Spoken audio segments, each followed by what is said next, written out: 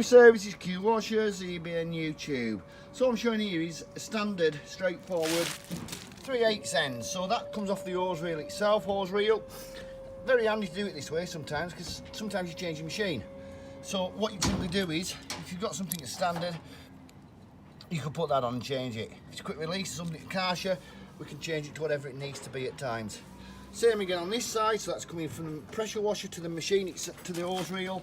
3/8 again on that side. Little doughty washer. Sometimes you don't need the doughty washer, but it's on these.